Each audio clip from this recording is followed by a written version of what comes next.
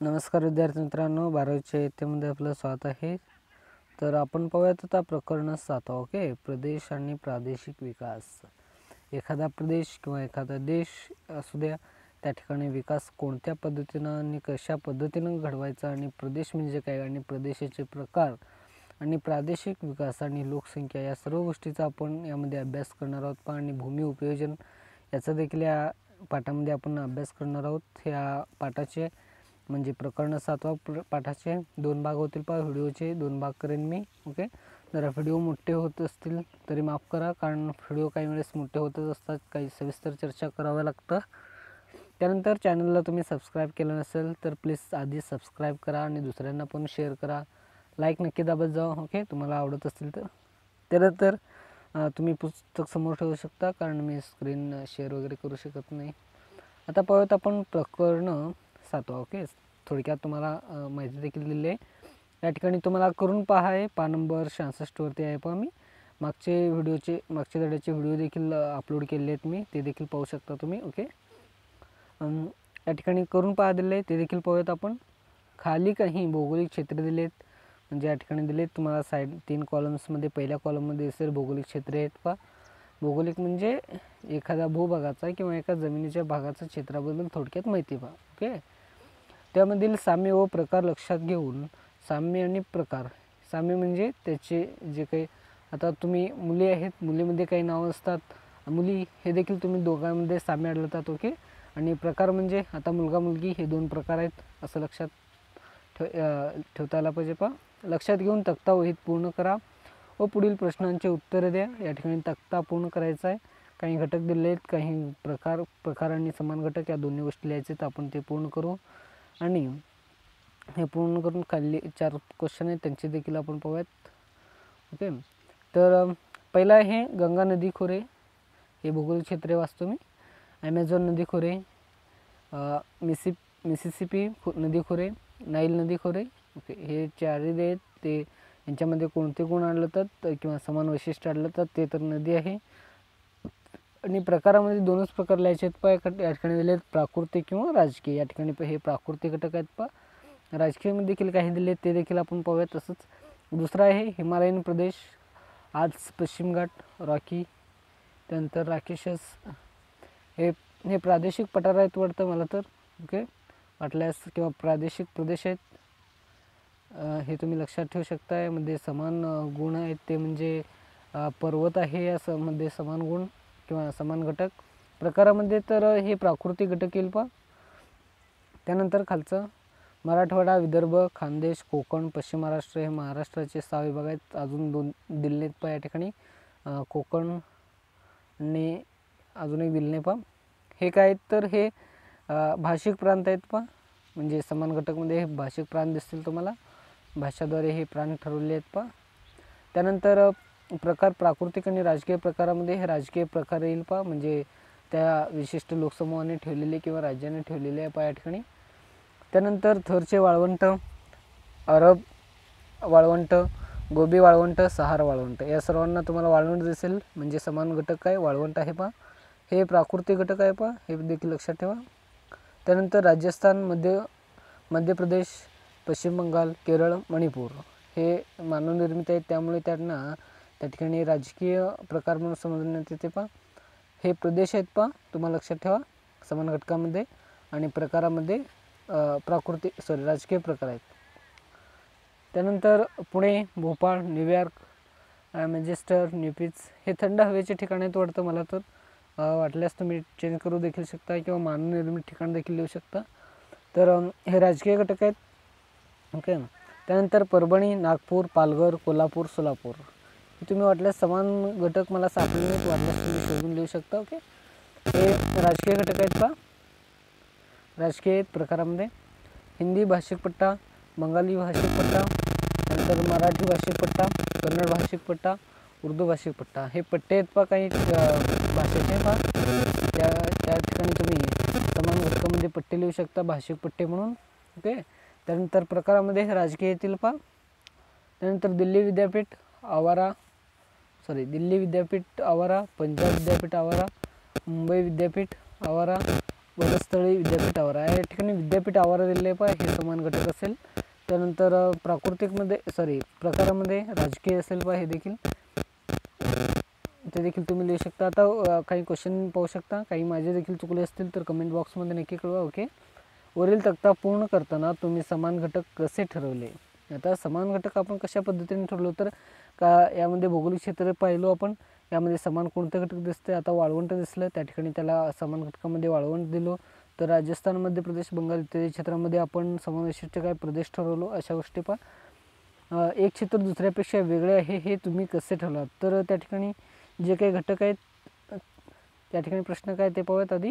एक क्षेत्र दुसऱ्यापेक्षा वेगळे आहे हे तुम्ही कसे ठरवलात. म्हणजे एक क्षेत्र जो काय आहे ते दुसऱ्यापेक्षा वेगळे. आता वरती पहिल्यांदा तुम्हाला नदी दिले, खाली काही प्रदेश दिलेत, खाली काही मराठवाडा किंवा भाषिक प्रांत वगैरे दिलेत, त्यानंतर वाळवंट वगैरे, याच्याद्वारे आपण ठरवले आहेत पहा. तुम्ही देखील हे पूर्ण करू शकता आधी. नंतर तुम्ही वाटल्यास व्हिडिओ पाहू शकता. आधी तुम्ही तुमच्या मनावर म्हणजे ह्या करून पहा. जर तुम्ही पाहिलात ना तर तुमचं बेसिक तुमचं परफेक्ट आहे असं सांगता येईल. ओके. तिसरं पाहूयात. समान घटक हा क्षेत्रामधील फरकासाठी एकमात्र घटक आहे का. तर एकच घटक नसतात पहा, अनेक घटक असतात समान घटकामध्ये, त्यांचे फरक ओळखण्यासाठी. त्यानंतर या घटकांची यादी करा ज्याद्वारे क्षेत्र वेगळी ओळखता येतील. आता क्षेत्र यामध्ये तुम्हाला वेगळी ओळखण्यासाठी अजून देखील तुम्ही या ठिकाणी यादी तयार करू शकता काय त्या घटकांची. आता स्पष्टीकरणाकडे जाऊयात. स्पष्टीकरण जसे की आता मी सांगितले ना, याचंच थोडक्यात त्या ठिकाणी स्पष्टीकरण दिले असते पहा. प्रत्येक भूगोलाचे सर्व 12वीच्या अभ्यासक्रमामध्ये असंच प्रकारे दिले पहा. आधी करून पहा, जरा डोके देवा किंवा माहिती आहे का तुम्हाला, असं दिल्यानंतर खाली काही स्पष्टीकरण वगैरे देत असतात पहा. म्हणजे या ठिकाणी तुमचा देखील अभ्यास झाला पाहिजे आणि मागचा सराव देखील व्हायला पाहिजे, आणि पुढचं शिकण्यासाठी ते म्हणजे भौगोलिक स्पष्टीकरण देखील या ठिकाणी या तिन्ही सर्व गोष्टी मोडतात. त्यामुळे अशा प्रकारचा अभ्यासक्रम आहे पहा आपल्याला. तर तुमच्या हे लक्षात आले असेल की छोट्या किंवा मोठ्या भूक्षेत्रांना समान वैशिष्ट्याच्या आधारे ठळकपणे ओळखता येते.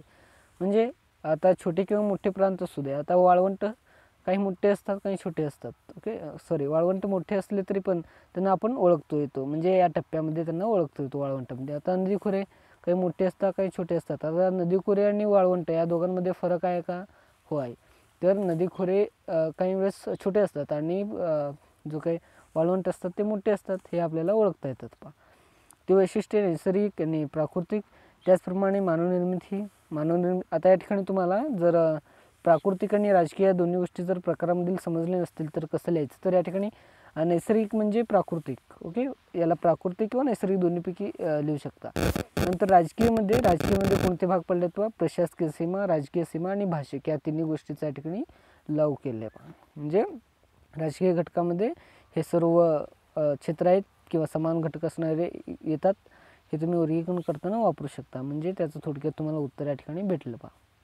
एका क्षेत्राला दुसऱ्या क्षेत्रापासून वेगळे करण्यासाठी एक सीमा असते. म्हणजे सीमा तर असते. आता पुणे आणि उदाहरणार्थ मुंबई या दोघांमध्ये सीमा असते, त्यामुळे आपल्याला ओळखता वगैरे येते पहा. त्यानंतर भौगोलिक क्षेत्र जे इतर क्षेत्रापेक्षा वेगळे असते अशा क्षेत्राला प्रदेश असे म्हणतात. आता प्रदेश कोणाला म्हणायचं, मेन क्वेश्चन. ओके. आता तुम्ही प्राकृतिक आणि राजकीय घटक समजून घेतलात.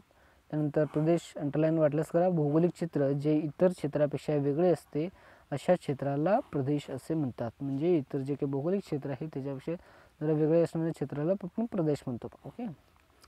आता प्रदेश लहान मोठे असू शकतात, तुम्हाला तर माहिती आहे, आपण पाहिलेत.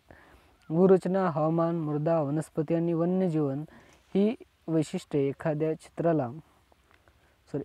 क्षेत्राला प्रदेश करण्यासाठी कारणीभूत राहतात. आता एखादा प्रदेश म्हणून निर्मिती होण्यासाठी काय काय आवश्यक असतात, तर भूप्रदेश, हवामान, मृदा, वनस्पती आणि वन्यजीवन हे त्यांचे वैशिष्ट्य आहेत पहा.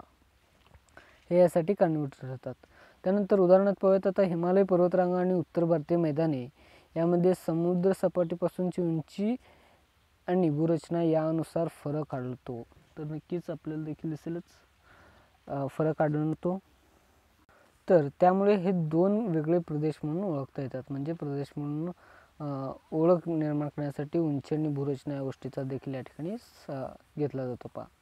त्यानंतर सामाजिक, सांस्कृतिक यामध्ये देखील प्रदेश पडतात पहा. जसे की भाषा, वांशिकता, राजकीय घटक जसे की प्रशासकीय सीमा आणि आर्थिक घटकामध्ये स्थूल राष्ट्रीय उत्पन्न इत्यादी. आता या चार गोष्टींचं तुम्ही लक्ष दिलं असेल तर सांस्कृतिक आणि सामाजिक घटकामध्ये भाषा, आणि वांशिकता, राजकीय घटकामध्ये प्रशासकीय सीमा, आर्थिक घटकामध्ये GDP किंवा स्थूल राष्ट्रीय उत्पन्न. ओके, हे मानवनिर्मित घटक ही प्रदेश वेगळे करतात. हे देखील घटक महत्त्वाचे असतात प्रदेश म्हणून निर्मिती होण्यासाठी. हे मानवनिर्मित घटक ही प्रदेश वेगळे करतात. उदाहरणार्थ मध्य प्रदेश आणि महाराष्ट्र ही 2 वेगळी राज्य आहेत, कारण त्यांना त्यांच्या स्वतःच्या सीमा आणि स्वतंत्र प्रशासन आहे. तर नक्कीच महाराष्ट्र आणि मध्य प्रदेश या दोघांना वेगवेगळ्या सीमा आहेत पहा, त्यामुळे ते स्वतंत्र प्रशासन आहेत पहा. तसेच पुणे आणि अहमदनगर हे 2 वेगवेगळे जिल्हे आहेत, म्हणून ते 2 वेगळे प्रदेश म्हणले जातात. आता सीमा आणि प्रदेश या दोघांमध्ये तुम्हाला फरक दिसून येईल पहा. एका प्रदेशामध्ये 2 किंवा अधिक उपप्रदेश असू शकतात. आता ते उपप्रदेश पाहूयात. आता भारतामध्ये काही उपप्रदेश आहेत पहा, या ठिकाणी दिलेत. भारतीय मैदानी प्रदेश, अनेक उपप्रदेश आहेत, तुम्हाला देखील माहिती असतील. भारतीय मैदानी प्रदेश जो काय मधला भाग आहे, उदाहरणार्थ मध्य प्रदेश, कर्नाटक, महाराष्ट्र इत्यादी. त्यानंतर जसे सिंधू आणि तिच्या उपनद्या, गंगा आणि यमुनोदयचे मैदान आणि ब्रह्मपुत्रा हुगळीचे मैदान. तसेच जिल्ह्यामध्ये तालुके असतात. प्रत्येक तालुका हा एक प्रदेश असतो. तालुक्यामध्ये प्रत्येक गाव हे देखील या रचनेत होऊ शकते. म्हणजे प्रदेश आणि उपप्रदेश या ठिकाणी माहिती दिले. आता प्रदेश म्हणजे एखादा प्रदेश, या ठिकाणी पकडल्याप्रमाणे एखादा तालुका. आता जो उपप्रदेश म्हणजे त्याचा जिल्हा येईल, किंवा एखादा गाव येईल. त्यानंतर एखादा जिल्ह्याचा प्रदेश येईल, तर त्या ठिकाणी तालुका हे एक उपप्रदेश असेल पहा. ओके, प्रदेशाचे वर्गीकरण हे समान वैशिष्ट्यावर आधारित असते. वैशिष्ट्ये समान असली पाहिजे पहा, या ठिकाणी देखील दिले आहे. ज्या क्षेत्रामध्ये समान गुणधर्म असतात व जे एकसंध असतात अशा क्षेत्रास प्रदेश असे म्हणतात. या ठिकाणी देखील थोडक्यात दिले आहे व प्रदेशाची व्याख्या. वाटल्यास ही चांगली व्याख्या आहे, हे लक्षात ठेवा तुम्ही. प्रदेश कशाला म्हणतात, कोणत्या क्षेत्राला प्रदेश म्हणतात. भौगोलिक अभ्यासात प्रदेश हा मूलभूत फरक एकक असतो. प्रदेशामुळे एक क्षेत्र दुसऱ्या क्षेत्रापासून वेगळे करता येते. आता प्रदेशामध्ये 2 क्षेत्रे देखील त्या ठिकाणी पाडता येते पहा. एखादे क्षेत्र प्रदेश म्हणून संबोधण्यासाठी खालील वैशिष्ट्यांचा आवश्यक असतं. एखादा क्षेत्र जो काय आहे तो प्रदेश म्हणून घेण्यासाठी त्याला काही वैशिष्ट्य असतात, ते पाहूया. त्या ठिकाणी 4 वैशिष्ट्य आहेत. पहिला आहे स्थान, त्यानंतर आहे भौगोलिक विस्तार, सीमा, श्रेणीबद्ध उत्तरखंड. ओके, पहिल्यामध्ये स्थानमध्ये प्रदेशातील भौगोलिक स्थान असणे आवश्यक असते. हे स्थान वृत्तांनी दाखवता आले पाहिजे, जे काही वृत्त वगैरे आहेत आपल्याला माहिती आहेत, कृषीवृत्त वगैरे. भौगोलिक विस्तारामध्ये एकसंधतेचे आधारे प्रदेशाचा विस्तार निश्चित करणे, म्हणजे ही सीमा आहे म्हणून असे निश्चित करता आले पाहिजे भौगोलिक विस्तारामध्ये पण. त्यानंतर सीमा, प्रदेशाची स्वतःची सीमा असते, म्हणजे प्रदेशाला सीमा तर असतेच. आपण पाहिलं एखाद्या जिल्ह्याला किंवा तालुक्याला वगैरे सीमा असतातच. या सीमांकनाच्या पलीकडे दुसरा प्रदेश सुरू होतो. म्हणजे पुणे हा जर एखादा जिल्हा आहे, तर त्याला आपण ओलांडलं तर त्या ठिकाणी दुसरा प्रदेश किंवा दुसरा जिल्हा सुरुवात होईल. ओके, तर श्रेणीबद्ध उत्तरखंडामध्ये समान गुणधर्माच्या आधारे सदर प्रदेशाची श्रेणीबद्ध उत्तरखंड करता येते. उदाहरणार्थ उत्तर भारतीय मैदानी प्रदेश आणि त्याचे उपप्रदेश, म्हणजे त्या ठिकाणी त्याची श्रेणी. आता श्रेणीनुसार देखील त्या ठिकाणी प्रदेश पडले आहेत. तर श्रेणी म्हणजे उत्तर भारतीय मैदान जे काही ते एक श्रेणीच आहे, आणि त्याचे उपप्रदेश आपल्याला माहिती असतील. ओके, आता पाहूयात माहिती आहे का या ठिकाणी दिलं आहे. भारत स्वतंत्र झाल्यानंतर 1956च्या राज्य पुनर्गठन कायद्याने भाषेनुसार राज्याच्या सीमा निश्चित करण्यात आल्या, आणि त्यानुसार महाराष्ट्र हे मराठी भाषा बोलणाऱ्यांसाठी, तर तमिळसाठी बोलणाऱ्यांसाठी लोकांचे स्वतंत्र प्रदेश झाले. मला वाटतं मागच्या वर्षी राज्यशास्त्रामध्ये संघराज्य हा घटक पाहिला असेल. संघराज्य हे USA आहे, भारतामध्ये देखील आहे पहा. संघराज्य म्हणजे ज्या प्रांतामध्ये जे भाषा बोलतात त्यामुळे त्या ठिकाणचा तो प्रदेश तो त्या लोकांचा. ओके, आता महाराष्ट्र हा प्रदेश किंवा एखादा राज्य निर्माण केले, तर त्या ठिकाणी काही मराठी बोलणार आहेत. तमिळमध्ये जावा, तमिळ बोलणार आहेत. आंध्रामध्ये देखील बोलणारे, वेगळी भाषा बोलणारे, UPमध्ये हिंदी बोलणारे, असे लोकांनुसार देखील या ठिकाणी पाडले गेले आहेत पहा. काही प्रदेशामध्ये समान देखील आहेत पहा, म्हणजे बोलीभाषा. त्यानंतर जराडुके चालू आहे. कोणत्या वैशिष्ट्याच्या आधारे आपण खालील क्षेत्र प्रदेश म्हणून विचारात घेऊ शकतो. आता या ठिकाणी काही क्षेत्र दिले, तर तुम्ही ते पाहू शकता. पुणे महानगर प्रदेश हे जे काही क्षेत्र आहे ते प्रदेश म्हणून विचारायला घेऊ शकता. तर हे चारही जे काही ते मला वाटलं तर तुम्ही कमेंट बॉक्समध्ये कळवाल. ओके, वाटल्यास तुम्ही 1 आकडा टाका, येस टाका, 2 टाका, नो टाका, 3 टाका, म्हणजे तुम्हाला सोपं करण्यासाठी सांगितलं. ओके, म्हणजे 4 टाका, त्या ठिकाणी येस ऑर नो एवढंच टाका फक्त. ओके, हे कमेंट बॉक्समध्ये मला तुमचं डोकं किती चालतं आहे हे देखील कळू द्या. ओके, या ठिकाणी पाहूयात आपण प्रदेश आणि प्रदेशाचे प्रकार. आता प्रदेश म्हणजे काय आपण पाहिलं, आता प्रदेशांचे प्रकार पाहूयात. वैशिष्ट्यांच्या आधारे प्रदेशाचे विभाजन हे प्राकृतिक प्रदेश आणि राजकीय प्रदेश असे केले जाते. आपण मला वाटतं भौगोलिक स्पष्टीकरणाचे पहिलेच पॅराग्राफमध्ये हे पाहिलेलं आहे. प्राकृतिक आणि राजकीय प्रदेश केले जाते. उदाहरणार्थ नद्यांचे खोरे हे प्राकृतिक प्रदेश, तर जिल्हे हे राजकीय प्रदेश आहेत. दोन्हीही औपचारिक प्रदेश आहेत. आता या ठिकाणी तुम्हाला जे काही स्वाध्याय आहे त्यामध्ये औपचारिक आणि अनौपचारिक यामध्ये तुम्हाला काही वेळेस कन्फ्युजन होऊ शकतं. आता प्रदेशांचे प्रकार दिले आहे या ठिकाणी. आता प्रकारामध्ये खाली जे काही उपप्रकार आहेत ते दुसरे पॉईंट देऊन दिलेले आहेत तर तुम्ही प्रकार नीट समजावून घ्या. ओके, आता विभाजन करतात या ठिकाणी प्राकृतिक आणि राजकीय 2 प्रकार आले आहेत प्रदेशाचे. अशाच प्रकारे तुम्ही वेगळे हे प्रदेशांचे जे काही आहेत ते उपप्रकार या ठिकाणी ठळकपणे दिले नाहीत. मुद्दे भौगोलिक स्पष्टीकरणामध्येच मोडलेले आहे म्हणजे काही वेळेस प्रदेश विचारल्यावर तुम्हाला सांगता आले पाहिजे. ओके, आता औपचारिक प्रदेश आहेत. दोन्ही औपचारिकरित्या पाहूयात आपण. या औपचारिक प्रदेशात वास्तव्य करणाऱ्या लोकसमूहात एक किंवा अनेक वैशिष्ट्ये समान असू शकतात. वाटल्यास सेंटरलाईन करा. आता मी जे वाचलं आहे म्हणजे औपचारिकरित्या जर या दोघांचा आपण विचार केला तर या ठिकाणी जे काही वास्तव्यात असणारे लोकसमूह आहेत ते समान वैशिष्ट्ये असतात आता खाली त्याचं निगेटिव्ह बाजू असेल भौगोलिक प्रदेश परिभाषित करताना समान भाषा, आर्थिक क्रिया, ठराविक पीक उत्पन्न किंवा प्राकृतिक वैशिष्ट्यामधील प्रादेशिक हवामान हे घटक विचारात घेतले जातात.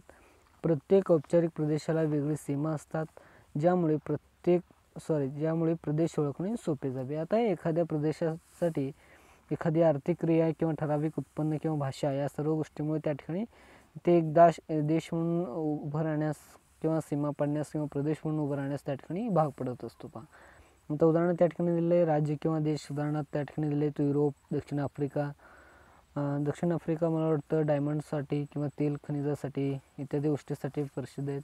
त्यानंतर अमेरिकेचे संयुक्त संस्थाने, त्यानंतर कॅनडा किंवा आसाम, त्यानंतर पश्चिम बंगाल इत्यादी आता आपण औपचारिक बाजू पाहिलं तर त्या ठिकाणी कार्यात्मक बाजू पाहूयात. ओके, आता आपण आधी वाटल्यास तुम्हाला 2 प्रदेशांचे प्रकार लिहा, त्यामध्ये राजकीय आणि प्रादेशिक प्रकार लिहा आणि त्यामध्ये औपचारिक आणि कार्यात्मक या दोन्ही गोष्टी समजून घ्या. औपचारिक मी आता समजून घेतलं तर एका क्षेत्रामध्ये ठराविक पीक उत्पन्न आणि प्राकृतिक घटक आणि भाषा इत्यादीमुळे घडणारे जे काही सीमा निश्चिती होतात त्यामुळे त्या ठिकाणी राज्य किंवा देश उदाहरणार्थ दक्षिण आफ्रिका, अमेरिका इत्यादी गोष्टी त्या ठिकाणी निर्मिती येत असतात आता या उलट पाहूयात. या ठिकाणी मला वाटतं दुसरा पॅरेग्राफला आहे मी. कार्यात्मक प्रदेश हे कार्याशिवाय इतर कोणत्याही औपचारिक वैशिष्ट्यांनी बांधलेली नसतात. आता कार्य म्हणजे त्या ठिकाणी एकच कार्य असू शकतात. एकच म्हणजे असं नाही एकच होऊ शकतं तर काही प्रमाणात वेगळं रिलेटेड असू शकतात पण त्या ठिकाणी मुख्य जो कार्य असतो तो एकच असतो त्याच प्रकारे पाहूयात आपण. कार्यात्मक प्रदेश हे एक जिन्सी नसू शकतात. ते एकापेक्षा अधिक प्राकृतिक किंवा राजकीय प्रदेश प्रकारात विशिष्ट असू शकतात परंतु ते एका कार्यात्मक प्रदेशात असू शकतात. म्हणजे कार्यात्मक म्हणजे ते एखादे कार्य करत असते आता सांगितल्याप्रमाणे कारण त्यांचे कार्यबंधन त्या प्रदेशांना एकत्र आणते.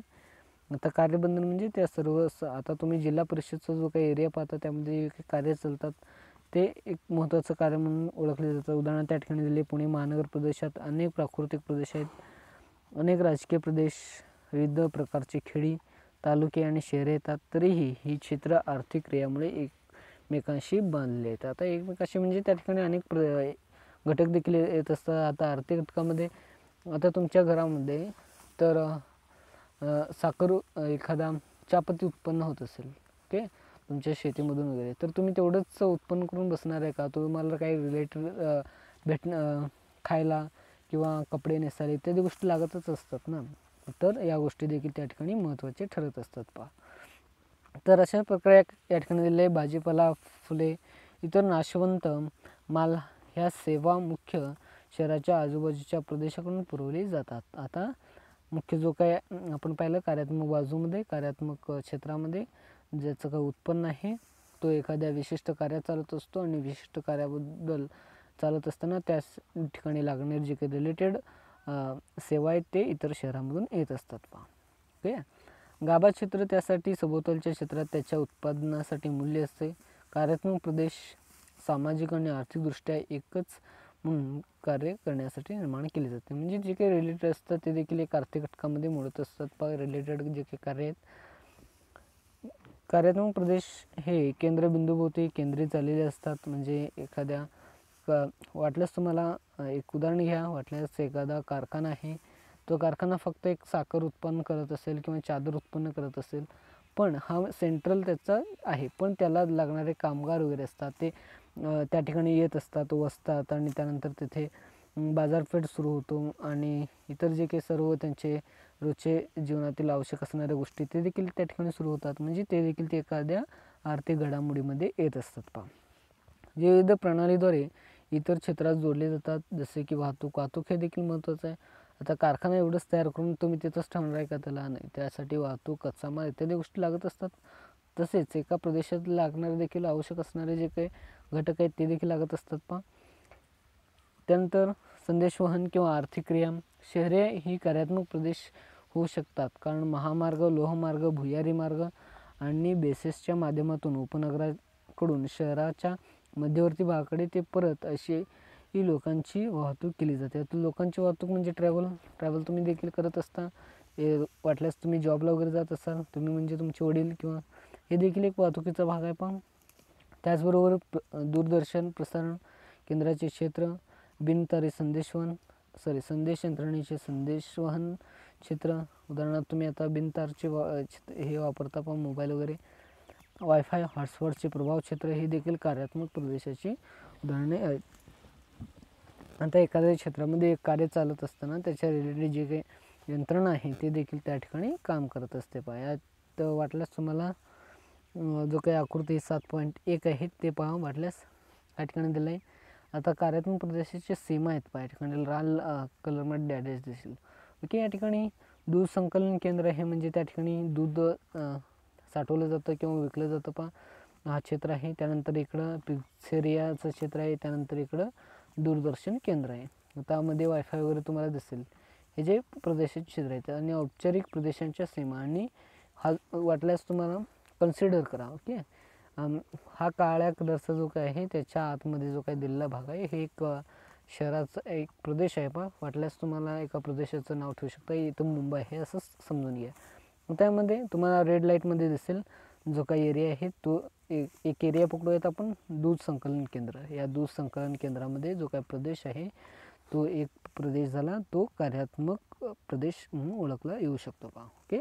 आकृती तुम्हाला समजलं असेलच. या ठिकाणी करून पहा, या ठिकाणी दिले ते पाहूयात. खाली प्रदेशांच्या यादीत औपचारिक व कार्यात्मक प्रदेश असे वर्गीकरण करा. वाटल्यास इथं दिले तुम्हाला औपचारिक आणि कार्यात्मक प्रदेश. त्यानंतर उजनी धरण पाणलोट क्षेत्र हे कशामध्ये येतं अशा प्रकारे तुम्ही लिहू शकता. वाटल्यास मी तुम्हाला जो काय आकृती आहे त्याचे वरचे थोडक्यात सांगण्याचा प्रयत्न करतो, बाकी तुम्ही लिहा. कोल्हापूर क्षेत्र यामध्ये कोल्हापूर जिल्हा आहे तो मला वाटतं औपचारिक क्षेत्रामध्ये येतो. हवेली तालुका हा कार्यात्मक क्षेत्रामध्ये येतो. कोकणातील तांदूळ हा देखील कार्यात्मक क्षेत्रामध्ये येतो. उत्पादक प्रदेश हा देखील एक कार्यात्मक क्षेत्रामध्ये येतो पहा. आणि औपचारिक क्षेत्रामध्ये मला वाटतं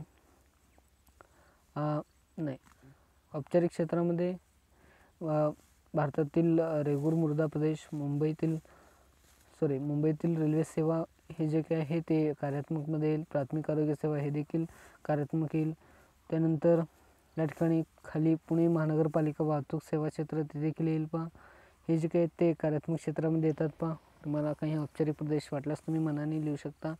वरील गोष्टी आपण पाहिल्या आहेत, तुम्हाला वाटल्यास मी सांगताना समजलं नसेल. ओके.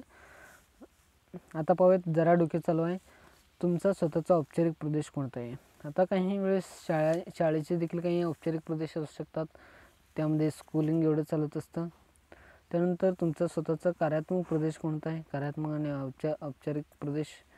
त्यानंतर यापैकी कोणता प्रदेश मोठा आहे ते ओळखा. तुम्ही ओळखू शकता तुमच्याकडे कोणते औपचारिक आणि कार्यात्मक क्षेत्रे चालतात. त्या ठिकाणी मी चांगल्या प्रकारे तुम्हाला औपचारिक आणि कार्यात्मक क्षेत्रे दाखवले. हे वाटल्यास नकाशा आहे, तुम्ही मागचा व्हिडिओ पाहिला, मागच्या याच्यामध्ये समजून घेतलेत. आता प्रदेशाचे प्रकार आणि औपचारिक आणि कार्यात्मक या दोन्ही क्षेत्रांचा अभ्यास तुम्हाला चांगला झाला असेल. हे दोन्ही प्रकार म्हणून एक प्रदेश म्हणून तुम्ही लक्षात ठेवू शकता. ओके, त्यानंतर पाहूयात आपण प्रादेशिक विकास. प्रादेशिक विकास पाहूयात आपण. आता एखाद्या प्रदेशाचा विकास करण्यासाठी कोणकोणते घटक कारणीभूत ठरतात आणि त्यासाठी कशा पद्धतीने विकास करता येतो, हे देखील गोष्टी महत्त्वाच्या आहेत. पण आपण पाहिले की प्रत्येक प्रदेश हा आकाराने, लोकसंख्येने आणि साधनसंपत्तीने समान असतो. कोणताही देश तुम्हाला वाटल्यास तुम्ही पाहू शकता सेम नसतात सर्वच देश म्हणजे वेगवेगळे असतात.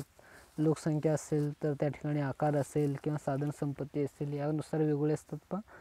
वाळवंटी प्रदेशात साधनसंपत्तीची कमतरता असते. साधनसंपत्ती म्हणजे अन्न, वस्त्र, निवारा, वाहतूक इत्यादी गोष्टींची वाळवंटामध्ये कमतरता असतेच. तर वनप्रदेशात मुबलक साधनसंपत्ती असतो. आता वनप्रदेश तुम्हाला माहिती असेल जंगल वगैरे, त्या ठिकाणी मुबलक साधनसंपत्ती देखील असतो, पण त्या ठिकाणी काय मानवी वस्ती राहू शकत नाही काही वेळेस. तर या ठिकाणी एक सांगा पोहा आहे, मला वाटतं पान नंबर मी 69वर आले. सांगा पोहा हे तक्ता दिलं या ठिकाणी 7.2चे वाचन करून प्रश्नांची उत्तरे लिहा. ओके, आता तुम्ही आधी तक्ता समजून घ्या. प्रदेश आहे त्या ठिकाणी 3 अ, ई. दरडोई उत्पन्न आहे त्या ठिकाणी जो काही दरडोई उत्पन्न दिलं आहे, थोडक्यात तुम्हाला मॉडेल म्हणून दिलं आहे. एवढे दरडोई उत्पन्न असत नाही पण जास्त असतं याच्यापेक्षा. ओके, राष्ट्रीय दारिद्र्य रेषेखालील लोकसंख्येचे प्रमाण जे काही दारिद्र्य रेषा तुम्हाला माहिती असेल, मला वाटतं 11वीला शिकला असेल तुम्ही. नागरीकरण म्हणजे शहरीकरण. एकूण लागवडीखाली क्षेत्रापैकी निव्वळ सिंचनाखाली असलेले क्षेत्र म्हणजे जे काही शेती असते ते या ठिकाणी म्हणता येईल आपण उदाहरणार्थ. त्यानंतर एका वर्षातील दरडोई वीज पुरवठा किंवा वीज वापर म्हणजे ज्या क्षेत्रात वीज किती प्रमाणात वापर होतो. आता हे तुम्हाला समजलं असेल. वाटल्यास अंकामध्ये तुम्हाला पाहू शकता. आता खाली गोष्टी पाहत असताना लक्षात येईल तुम्हाला मॅप. तर पहिला प्रश्न आहे, कोणत्या प्रदेशात अधिक संसाधने उपलब्ध आहेत. तर या ठिकाणी तुम्हाला जर नागरीकरण जर न झालेला भाग भेटेल तर तुम्हाला जर मला वाटतं ई जो काही भाग आहे तर हे जो काही प्रदेश आहे त्यामध्ये अधिक संसाधने उपलब्ध आहेत असं मला वाटतं. कारण त्या ठिकाणी जे काही नागरीकरण आहे ते या ठिकाणी नाही, दरडोई उत्पन्न पण तेवढं नाही, तर शेती पण तेवढं जास्त प्रमाणात आढळत नाही. तर त्या ठिकाणी काय आढळेल तर संसाधने जास्त आढळतील. ओके, म्हणजे त्या ठिकाणी संसाधने म्हणजे जे काही साधनसंपत्ती ते त्या ठिकाणी जास्त आहेत. पण कोणत्या प्रदेशातील लोक श्रीमंत आहेत असे तुम्हाला वाटते. तर मला वाटतं या देशातील दरडोई उत्पन्न पण जास्त आहे, GDP. त्यानंतर दारिद्र्य रेषा कमी आहे या ठिकाणी. त्यानंतर नागरीकरण जास्त झालेले आहे, शहरीकरण जास्त झालेले आहे या ठिकाणी. त्यानंतर शेती पण मोठ्या प्रमाणात केली जाते. त्यानंतर एका वर्षातील दरडोई उत्पन्न म्हणजे विजेचा देखील त्या ठिकाणी जास्त वापर होत असतो. त्यानंतर पाहूयात आपण तिसरा प्रश्न, कोणत्या प्रदेशातील लोक अधिक समाधानी असतील असे तुम्हाला वाटते आणि का. ओके, आता मला वाटतं आ देशातील लोक समाधानी असतील तर त्या ठिकाणी शेती देखील चांगल्या प्रकारे होते आणि उत्पन्न देखील थोड्या प्रमाणात आहे, दारिद्र्य रेषा पण थोड्या प्रमाणात आहे, नागरीकरण पण थोड्या प्रमाणात झालेलं आहे.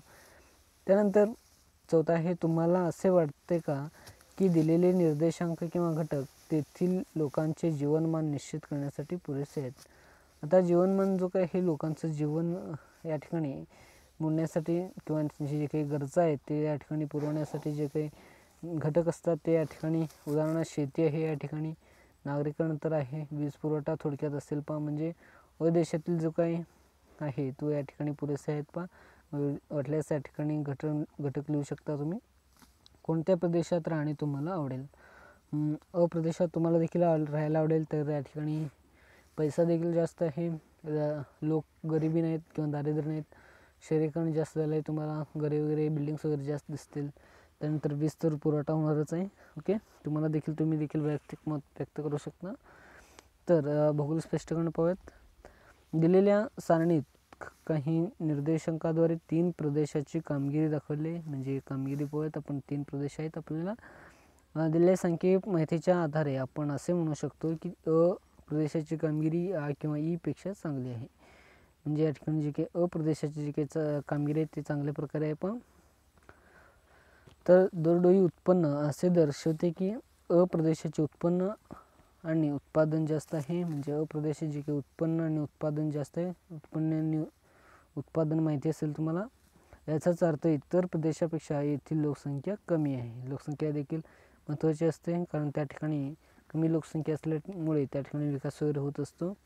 भारतसारख्या मोठ्या देशामध्ये लोकसंख्या जास्त असल्यावर गरिबी वाढत असते. पण त्यानंतर दरडोई उत्पन्न कमी म्हणजे एकतर लोकसंख्या जास्त आहे किंवा लोकसंख्या जास्त असून एकूण उत्पन्नही कमी आहे. म्हणजे उत्पन्न या ठिकाणी दिलं हे तुम्हाला लक्षात आलं असेल, तर त्यानुसार लोकसंख्या देखील ठरवता येते. यानुसार तर त्या ठिकाणी उत्पन्न जास्त असेल तर त्या ठिकाणी लोकसंख्या काही प्रमाणात कमी असेल. पहा, यातून असे सूचित होते की सर्वसाधारणपणे एका प्रदेशात साधन संपत्तीची कमतरता आणि साधन संपत्तीचाही वापरही कमी आहे. या प्रदेशामध्ये अ आणि आ ई प्रदेशामध्ये नागरीकरण जास्त आहे. आता नागरीकरण जास्त आलेला एक भाग पाहूयात आपण. ओके, अ प्रदेशाकडे पण वाटल्यास तुम्ही अ प्रदेशामध्ये नागरीकरण जास्त झाले आहे, म्हणजे त्या ठिकाणी नैसर्गिक साधन संपत्ती कमी आढळतील. ओके, म्हणजे त्या ठिकाणी जास्त लोक वगैरे राहतील. ओके, त्यानंतर आ प्रदेशामध्ये कमी आहे, त्यामुळे तिथे नैसर्गिक साधन संपत्ती जास्त आढळेल. ईमध्ये त्याचा खूपच मोठ्या प्रकारे त्या ठिकाणी नैसर्गिक साधन संपत्ती आढळेल. पहा, ओके, हे एक अशा प्रकारे उदाहरण पाहिलं आपण. त्यानंतर तसेच लागवडीखालील क्षेत्रापैकी सिंचनाखाली असलेले क्षेत्रही जास्त आहे. यावरून असे निदर्शनास येते की त्या प्रदेशात जलसिंचन सुविधा चांगल्या आहेत. म्हणजे ज्या ठिकाणी जे काही शेती करण्यासाठी जे काही जलसिंचन सुविधा लागतात ते या ठिकाणी चांगल्या प्रकारे विकसित झालेले आहेत. पण प्रदेश दोन्ही प्रदेशापेक्षा विजेचा वापरही जास्त आहे. निर्देशकावरून या प्रदेशात जीवन इतर दोन प्रदेशापेक्षा चांगले असू शकते. म्हणजे या ठिकाणी तुम्हाला जो काही लागवडीखाली सिंचनाखाली क्षेत्र आहे तो जर जास्त असेल तर त्या ठिकाणी जीवनमान इतर दोन प्रदेशापेक्षा त्या ठिकाणी चांगले असेल. पहा, त्यानंतर प्रदेशाचे संपूर्ण चित्र सुस्पष्ट करण्यास केवळ एवढेच निर्देशक पुरेसे नाहीत. तर तुम्हाला या ठिकाणी दिले जे काही पुढचे जे काही घटक आहेत, वादळात दरडोई उत्पन्न दारिद्र्य रेषा, एवढेच घटक उपयोगी आहेत का? तर अजून काही घटक या ठिकाणी दिले आहेत. पहा, तर साक्षरता दर, शाळेतील नोंदणी गुणोत्तर, शाळा सोडण्याचा प्रमाण, लिंग गुणोत्तर, महिला आणि मुलावरील गुन्हेगारी असे इतरही निर्देशकाद्वारे प्रदेशाचे जास्त सुस्पष्ट चित्र मिळते. का प्रदेशातील चांगले जर चित्र स्पष्ट करायचं असेल तर यावरील गोष्टी देखील महत्त्वाच्या असतात. पहा, त्याचप्रकारे प्रदेशाचे विविध सामाजिक, आर्थिक, राजकीय, सांस्कृतिक आणि पर्यावरणीय परिस्थितीत निदर्शकांची संख्या आधारित असते. आणि त्या ठिकाणी जे काही निदर्शनासाठी किंवा चांगल्या माहितीसाठी तर त्या ठिकाणी सामाजिक, आर्थिक आणि सांस्कृतिक किंवा राजकीय या गोष्टी देखील महत्त्वाचे असतात. पहा, तर पाहूयात आपण अशा प्रकारे प्रदेशाचा विकास हा तेथील साधन संपत्तीवर आणि लोकसंख्येच्या कार्यावर अवलंबून असते. आता साधन संपत्ती केवढे आहे, लोकसंख्येचे कार्य केवढे आहेत आणि लोकसंख्या केवढी आहे याच्यावर देखील त्या ठिकाणी ठरवले जाते. पहा, त्यानंतर पाहूयात आपण प्रदेशाच्या विकासावर परिणाम करणारे अनेक घटक आहेत. आता अनेक घटक पाहूयात प्रदेशाच्या विकासासाठी करणारे, तो म्हणजे मनुष्यबळ आहे. पहा, प्रदेशाचे सर्वांगीण विकासासाठी कुशल मनुष्यबळ आणि नैसर्गिक संसाधनाचा इष्टतम वापर करणे आवश्यक असते. म्हणजे त्याचा चांगल्या प्रकारे वापर करणे हे मनुष्यबळ असणे हे देखील महत्त्वाचे आहे. पहा, अशा प्रकारचा विकास म्हणजे संपूर्ण प्रदेशाचा विकास, म्हणजेच एकाच वेळी नैसर्गिक मानवी संसाधनाचा योग्य उपयोग करून दरडोई उत्पन्न वाढवणे व जीवनमान उंचावणे होय. तर वाटल्यास ह्या लाईनना सेंटेन्सला तुम्ही अंडरलाईन करावं. म्हणजेच एकाच वेळी नैसर्गिक व मानवी संसाधनाचा योग्य उपयोग करून दरडोई उत्पन्न वाढवणे व जीवनमान उंचावणे, ह्या गोष्टीमध्ये तुम्हाला सर्व जो काही समरी आहे या ठिकाणी भेटेल. आता एखाद्या प्रदेशामध्ये तुम्हाला जीवनमान उंचावणं असेल, तर पैसा तुमच्याजवळ पाहिजे असेल तर किंवा श्रीमंत व्हायचं असेल तर त्या ठिकाणी जे काही दिलेली नैसर्गिक साधन संपत्ती आहे त्याचा चांगल्यारीत्या वापर करून तर त्या ठिकाणी नैसर्गिक उत्पन्न दरडोई उत्पन्न वाढवणे हे महत्त्वाचे असते. पहा, तर या ठिकाणी जरा विचार करायला पाहूयात. संसाधनांचा जास्तीत जास्त वापर केल्याने प्रदेशाचा विकास होतो का? नाही, जास्तीत जास्त उपयोग करणे हे देखील चुकीचं आहे. वरील वाक्याद्वारे आपण पाहू शकतो, प्रदेशाच्या विकासासाठी पर्यावरण हा निर्देशक ठरू शकतो का? हा, पर्यावरण देखील हा महत्त्वाचा घटक आहे.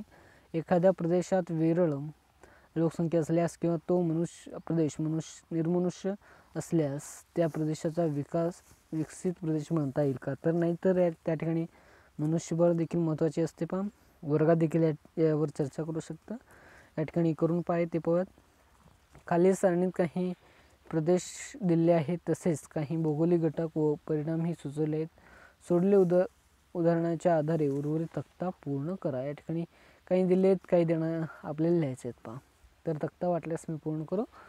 तर या ठिकाणी दिल्याप्रमाणे पहिला आहे प्रदेश, भौगोलिक घटक, प्रदेशावरील परिणाम. आता भौगोलिक प्रदेशामध्ये पहिला आहे नाईल नदीचे खोरे. भौगोलिक घटकामध्ये त्या ठिकाणी कोणकोणते येईल? त्यात जंगल, प्राणी, वनस्पती, दाट वनस्पती, सदाहरित वन इत्यादी भौगोलिक प्रदेश आढळतील. आणि प्रदेशावरील परिणाम करणारे घटक तर कृषी आहे, उद्योगधंदे आहे, जलविद्युत आहे, जलविद्युत प्रकल्प आहे. त्यानंतर अशा प्रकारे या ठिकाणी तुम्ही कंप्लीट करू शकता. शेवटचं एक सांगतो तुम्हाला, इंडोनेशिया, मलेशिया हे प्रदेश आहेत, त्याचे भौगोलिक घटक. त्या ठिकाणी शेती आहे, पर्यटन स्थळ आहेत. पहा, तर या ठिकाणी कृषी विकास, व्यापार आणि पर्यटन ह्या गोष्टी देखील या ठिकाणी प्रदेशावर परिणाम करतात. पहा, त्यानंतर प्रादेशिक विकासावर परिणाम करणारे घटक हे पाहूयात आपण. अजून 3 सेंटेन्स आहेत ते आपण पाहूयात. त्यानंतर भूमी उपयोजन आहे ते पुढील याच्यामध्ये पाहूयात. तर प्रादेशिक विकासावर परिणाम करणारे घटक, एखाद्या प्रदेशावर त्याचा विकास करण्यासाठी कोणकोणते घटक कारणीभूत ठरतात त्याचा आपण अभ्यास करूयात. ओके. तर भूगोलाच्या अभ्यासात प्रादेशिक विकासाबद्दल चर्चा करताना आपण अनेक घटकांचा विचार करतो. म्हणजे एखाद्या प्रदेशाच्या विकासासाठी आपण अनेक घटक पाहतो. मगाशीच आपण पाहिलं प्रदेशाच्या घटकासाठी विचार करण्यासाठी गोष्टी. विकास ही एक सापेक्ष संज्ञा आहे. विकास मोजण्यासाठी बरेच मापदंड आहेत. आता विकास मोजण्यासाठी आपण मागच्या वेळेस मापदंड देखील मागच्या पेजवर पाहिलं आहे. पहा, विविध क्रियाद्वारे त्या क्षेत्रातील उत्पन्न, लोकसंख्येचे प्रमाण आणि गुणवत्ता, शिक्षण, आयुर्मान, दारिद्र्यतेचे प्रमाण इत्यादी विकासाचे काही मापदंड आहेत. आता मापदंडामध्ये या ठिकाणी थोडक्यात दिले. पहा, उत्पन्न आहे, लोकसंख्या प्रमाण आहे, गुणवत्ता आहे, शिक्षण, आयुर्मान तुम्हाला माहिती असेल. त्यानंतर दारिद्र्य प्रमाण हे देखील महत्त्वाचे आहेत. पहा, म्हणजे यामुळे देखील त्या ठिकाणी प्रदेशाच्या विकासावर परिणाम ठरत असतो. पहा, परंतु विकासाचा कोणताही एक मापदंड एखाद्या क्षेत्रात विकास ठरविणारा एकमात्र घटक असू शकत नाही. म्हणजे हे जे काही घटक आहेत तो प्रदेशाचा एकच घटक विकास करण्यासाठी असेल का? तर अनेक त्यासाठी घटक देखील असू शकतात. पहा, एक किंवा काही घटक निवडून प्रादेशिक विकासाचा सर्वांगीण विचार करता येत नाही. सर्वसाधारणपणे जेव्हा एखाद्या क्षेत्राच्या विकासाचा विचार केला जातो तेव्हा प्रादेशिक, सामाजिक, आर्थिक आणि पर्यावरणीय इत्यादी बाबी लक्षात घ्याव्या लागतात. म्हणजे एखाद्या प्रदेशामध्ये आपण विकास करत असताना तर त्या ठिकाणी जे काही प्राकृतिक घटक आहेत किंवा भौगोलिक घटक आहेत, त्यामध्ये सामाजिक घटक जे काही मनुष्यबळ वगैरे आहे, त्यानंतर आर्थिक घटक म्हणजे पैसा आहे, पर्यावरण म्हणजे तुमचे जे काही सभोवतालचं घटक आहेत, या गोष्टी देखील एखाद्या प्रदेशावर विकासासाठी परिणाम करणारे घटक आहेत. ओके. आतापर्यंत या इत्येत आपण लोकसंख्या, भूमी उपयोजन, मानवाच्या आर्थिक क्रिया यांचा अभ्यास केला आहे. हे सर्व घटक प्रदेशांच्या विकासावर कसे परिणाम करतात ते पाहू. आता प्रदेशाच्या विकासावर परिणाम करणारे घटक पाहूयात. तर आपण प्राकृतिक आणि प्रादेशिक विकास पाहूयात. आता प्राकृतिक आणि प्रादेशिक या दोन्ही गोष्टी माहिती असतील तुम्हाला. प्राकृतिक म्हणजे एखादा जमिनीचं क्षेत्र किंवा भौगोलिक क्षेत्र, आणि प्रादेशिक म्हणजे जे काही मानवाने ठरवले जे काही प्रादेशिक क्षेत्र आहेत. वाटल्यास पान नंबर 1 वर पाहिलं आपण, पान नंबर मला वाटतं जो काय 66 वर आपण पाहिलं आहे, पान नंबर म्हणजे धड्याच्या पहिल्या पेजवर. तर प्राकृतिक आणि प्रादेशिक घटक समजले असतील. प्राकृतिक घटक जे काही जमीन वगैरे भाग आहेत त्या ठिकाणी आढळणारे उत्पन्न किंवा शेती इत्यादी गोष्टी. तर प्रादेशिक घटकामध्ये प्रादेशिक विकास म्हणजे तुमचं जे काही विकास आहे, शेती असू द्या, मानवी विकास असू द्या इत्यादी गोष्टी. तर ते पाहूयात आपण. प्रदेशाच्या वितरणावर हवामान आणि तेथील प्राकृतिक रचना यासारख्या प्राकृतिक घटकांचा परिणाम होतो. म्हणजे एखाद्या घटकामध्ये तर विकास घडवून आणायचा असेल तर प्राकृतिक घटकामध्ये तर त्या ठिकाणी हवामान हा महत्त्वाचा घटक आहे. जेथे मृदा कमी सुपीक असते, जिथे पाण्याची कमतरता असते, हवामान रोगट असते, अशा ठिकाणी विकास कमी होतो. काही वेळेस तुम्हाला हे ऑब्जेक्टिव्हमध्ये वगैरे विचारले जात असतील, पण काही जातात पण. तर जे काही एखाद्या प्रदेशामध्ये विकासासाठी हवामान रोगट असूनही ठिकाणासाठी जे काही विकास होणे हे देखील गरजेचे असते. पण अशा प्रकारे जे काही आहे हे महत्त्वाचे आहे. म्हणजे या ठिकाणी निगेटिव्ह बाजू दिली त्याला तुम्ही पॉझिटिव्ह करू शकता. म्हणजे एखाद्या प्रदेशाच्या विकासासाठी पाण्याची कमतरता असणे बरोबर आहे का, तर नाही. हवामान रोगट असणे अपेक्षा आहे का, तर नाही. तर त्या ठिकाणी विकास कमी असावा का, नाही. तर त्या ठिकाणी विकास जास्त असायला पाहिजे. या ठिकाणी उदाहरण दिलं आहे, उष्णकटिबंधीय वर्षावने यांच्या उलट जर मृदा सुपीक असेल, अनुकूल हवामान असेल आणि चांगला पाऊस होत असेल तर त्या प्रदेशात विकासास चालना मिळते. वरती जे काही निगेटिव्ह बाजू दिले, खाली पॉझिटिव्ह दिले आहेत. उदाहरणार्थ भूमध्य सागरीय हवामान म्हणजे एखाद्या क्षेत्रासाठी उपयोग असलेले घटक आणि न उपयोग असलेले घटक. ओके. प्रादेशिक विकासासाठी प्रदेशाची प्राकृतिक रचना हे देखील महत्त्वाची आहे.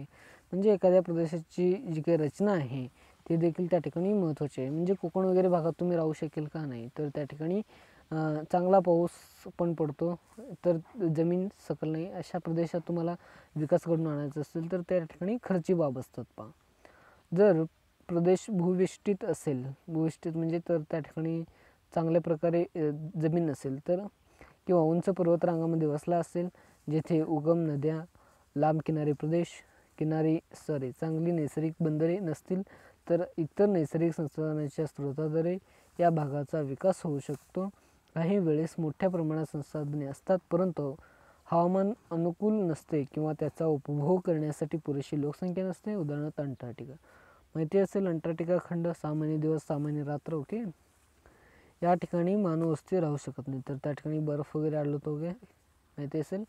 तर अशा घटकामध्ये तुम्हाला आता वरील जो काही प्राकृतिक आणि प्रादेशिक घटकाचा थोडक्यात तुम्हाला समरी सांगतो. प्राकृतिक घटकामध्ये चांगले वातावरण, त्यानंतर जमीन, त्यानंतर मानवासाठी प्रतिकूल घटक, या तिन्ही गोष्टी जर आपण असेल तर त्या ठिकाणी विकास होण्यास साध्य ठरतो. तर याच्या निगेटिव्ह बाजू तुम्ही, जर त्या ठिकाणी हवामान रोगट असेल, त्यानंतर चांगला जमीन असेल, विकास कमी झाला असेल, तर त्या ठिकाणी प्रादेशिक विकास कमी होत असतो. पहा, हे थोडक्यात तुम्हाला समरी सांगितलं.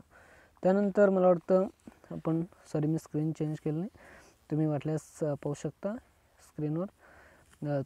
शेवटचा भाग आहे पहा ह्या ठिकाणी. त्यानंतर व्हिडिओ मी पार्ट 2 अपलोड करून लोकसंख्या आणि प्रादेशिक विकास. ओके. या ठिकाणी सांगा आहे ते पाहूयात. लोकसंख्या संक्रमणाचा 5 टप्प्यांचा विचार करता कोणत्या टप्प्यातील देश हे विकसित आहेत असे म्हणता येईल. मला वाटतं प्रकरण पहिला, त्यामध्ये 5 टप्पे, पहिला नाही तर दुसरा मध्ये 5 टप्पे आहेत. ते वाटल्यास तुम्ही अजून एकदा जाऊन पहा. आधी जे काही 5 टप्पे आहेत ते मला वाटतं बोर्डाचे जे काही इम्पॉर्टंट आहे ते देखील बोर्डामध्ये वगैरे येईल. पहा, त्यामध्ये या प्रश्नांचं उत्तर आहे. पहा, सांगा मध्ये 5व्या टप्प्यातील जे काही टप्पे आहेत ते विकसित देशामध्ये मोडतात. पहा, तर दुसरा प्रश्न आहे, लोकसंख्या मनोराचे 3 प्रमुख प्रकार लक्षात घेता कोणता मनोरा विकसित देशांशी निगडीत आहे. वाटल्यास तुम्ही आकृती 2.1 पहा. मी डायरेक्ट उत्तर सांगतो, तुम्ही ते हुडकत वगैरे बसा कारण व्हिडिओ मोठा होईल. तर असेल. पहा, वरील दोन्ही प्रश्नांच्या उत्तरांचा विचार करता लोकसंख्येची प्रादेशिक विकासातील भूमिका स्पष्ट करा. आता तुम्ही थोडक्यात स्पष्ट करू शकता किंवा खाली या ठिकाणी दिलेलेच आहे, ते वाटल्यास पाहू शकता. ओके. भौगोलिक स्पष्टीकरणामध्ये तुम्हाला चांगल्या प्रकारे दिले. पहा, लोकसंख्या आणि प्रादेशिक विकास यांचा जवळचा संबंध आहे. मागच्या वेळेस आपण पाहिले त्यामध्ये प्रादेशिक विकास होता, तर या ठिकाणी लोकसंख्या आलेली आहे. त्या ठिकाणी प्राकृतिक घटक होता, तर प्राकृतिक घटकामधील एक छोटासा घटक म्हणजे लोकसंख्या. पहा, यांचा जवळचा संबंध आहे. प्रादेशिक विकासाचे सर्व मापदंड हे लोकसंख्या डोळ्यासमोर ठेवून तयार केले जाते. म्हणजे एखाद्या प्रदेशातील लोकसंख्या जी काही आहे ते त्या ठिकाणी सर्व जे काही मापदंड आहेत प्रादेशिक विकासासाठी ते सर्व लोकच करत असतात. म्हणजे विकास कसा घडून आणायचा तो सर्व लोकांच्या हातात असतात. पण त्यालाच आपण डोळ्यासमोर ठेवून तयार केले जातात असं म्हटलं आहे. विकास व लोकसंख्या हे दोन्ही घटक एकमेकांवर परिणाम करतात. प्रदेशाच्या विकासासाठी लोकसंख्येची संख्या आणि गुणवत्ता या दोन्ही बाबी आवश्यक असतात. म्हणजे एखाद्या प्रदेशासाठी कोणकोणत्या गोष्टी लोकसंख्येची संख्या आणि गुणवत्ता हे देखील महत्त्वाचे असते. जास्त संख्या असल्यावर त्या ठिकाणी ते देखील आवश्यक असणार नाही. पहा, तर प्रदेशातील साधारण संपत्तीवर लोकसंख्येचे वय, घनता, जन्मदर, मृत्यूदर, व्यवसायातील रचना, प्रजनन क्षमता, जीवनमान त्याला आयुर्मान म्हणतात इत्यादी घटकांचा ताण पडत असतो. म्हणजे हे जे काही उरलेल्या गोष्टी आहेत ते लोकांच्या ते देखील काही वेळेस प्रदेशाच्या साधारण संपत्तीवर ताण पडत असतो. उदाहरणार्थ डायनासोर आहे, अशा प्रकारे ताण पडल्याने तो त्या ठिकाणी पृथ्वीवर नष्ट झाला. पहा, परंतु त्याच वेळेस हे घटक प्रदेशातील साधारण संपत्ती सुयोग्य प्रकारे कशी वापरावी हे ठरवण्यासाठीही कारणीभूत ठरतात. म्हणजे त्या ठिकाणी त्याचं जो काही साधारण संपत्तीचा वापर आहे, उदाहरणार्थ मासे आहेत, मासे जास्त लोकसंख्या जास्त वाढली, आता भूप्रदेशावरील काही शेती देखील करणे शक्य नाही. अशा प्रदेशामध्ये जर मासेवर अवलंबून राहिले लोक, तर मासे देखील संपुष्टात आले तर लोक एकमेकांना मारून खातील. त्यानंतर जे काही मानव जाती आहे ते देखील काही वेळेस नष्ट होईल असे आपण म्हणू शकतो. पहा, आता लोकसंख्या संक्रमणाच्या टप्प्याचा विचार करता चौथा आणि पाचवा टप्पा जन्मदर आणि मृत्यूदराच्या प्रमाणात कमालीची घट होत जाते. परिणामी कमी मृत्यूदरामुळे जास्त विकास शक्य होतो. आता तुम्हाला मला वाटतं पहिल्याच क्वेश्चनचं उत्तर देखील या ठिकाणी भेटेल तुम्हाला. परिणामी कमी मृत्यूदरामुळे व जास्त विकास शक्य होतो. आता जन्मदर आणि मृत्यूदर दोन्हीमध्ये घट झाली तर त्या ठिकाणी जो काही विकास असतो तो होत असतो. पहा, कारण खर्च वाढणारे लोकसंख्येचे वयोगट कमी असतात त्यामुळे खर्च कमी होतो. आता तुम्हाला वयोगट वगैरे माहिती असेल, आपण पहिल्या धड्यामध्ये आपण पाहिलं आहे. त्यामुळे त्याच वेळेस लोकसंख्येची गुणवत्ता ही महत्त्वाची असते. पहा, त्यानंतर रोजगार, उपभोगाचा आकृतिबंध, सामाजिक गरजा आणि लोकसंख्येची मानसिक वैशिष्ट्ये हे लोकसंख्या मनोऱ्यामुळे स्पष्ट होतात. म्हणजे लोकसंख्येचे मनोरे माहिती असेल, आपण या ठिकाणी 3 मनोरे पाहिले आपण. उच्च अवलंबित्वाचे प्रमाण संसाधनांचा उपभोग वाढवते, त्यामुळे यावर मोठ्या प्रमाणावर भांडवली खर्च होत असतं. परंतु लोकसंख्येच्या प्रमाणावर कार्यशील गटाने प्रमाण जास्त असल्याने आर्थिक विकासाची शक्यता जास्त असते व राहणीमान उच्च दर्जाचा असतो. म्हणजे एखाद्या प्रदेशामध्ये लोकसंख्या जर आपल्याला चांगल्या प्रकारे ठेवायचं असेल, तर विकास घडवून आणायचा असेल, तर त्या ठिकाणी लोकसंख्या ही 5व्या आणि 4थ्या टप्प्याद्वारे चालता आली पाहिजे. पहा, ओके. स्थलांतरित लोकांचे प्रमाण एखाद्या प्रदेशात जास्त असल्यास त्या प्रदेशातील लोकसंख्या विविध आर्थिक क्रियासाठी वापर करूनही घेण्यामध्ये फार अडचण येतात. म्हणजे स्थलांतरित म्हणजे एका ठिकाणून दुसऱ्या ठिकाणी जेव्हा लोक जात असतात, तर त्या ठिकाणी जे काही त्यांना काम वगैरे पाहिजे असतात किंवा रोजगार पाहिजे असतात, तर त्या ठिकाणी ते रोजगार देणे देखील अपेक्षित असते. काही वेळेस काही लोक रोजगारामुळे स्थलांतरित वगैरे होत असतात. पण प्रदेशात लोकसंख्या स्थलांतरित होतो याचा अर्थ ज्या प्रदेशाची लोकसंख्येची सुसंगती असते तेथील राहणीमानाचा दर्जा उंची वाढतो. म्हणजे एखाद्या तुम्ही दुसऱ्या ठिकाणी जेव्हा जाऊन राहता, तर त्या ठिकाणी लोकसंख्या त्या ठिकाणी देखील वाढत असते. पहा, त्यानंतर हे लोकसंख्या आकर्षण करणारे घटक आहेत. त्याचबरोबर स्थलांतरित लोकसंख्येमुळे प्रदेशाच्या साधन संपत्तीवर सोयीसुविधेवर ताण पडण्याची शक्यता असते. आता तुम्ही वाटल्यास जास्त लोकसंख्या असलेल्या ठिकाणी पहा, टॉयलेट एकच असेल तर त्या ठिकाणी गर्दी पडेल आणि साधन संपत्तीवर ताण वगैरे पडतील. ओके, लक्षात आलं असेल. अशा प्रकारे जे काही साधन संपत्ती आपण टॉयलेटचं घेतलं त्याप्रमाणे खाण्यापिण्याचा किंवा अशाच प्रकारचे जे काही स्वच्छता इत्यादी गोष्टी देखील त्या ठिकाणी मोडत असतात. पहा, लोकसंख्या जेवढी जास्त दरडोई उत्पन्न तेवढे कमी हे देखील महत्त्वाचे आहे. हे तत्त्व तुम्हाला माहिती आहे, आपण पहिल्या पाठामध्ये पाहिलं आहे.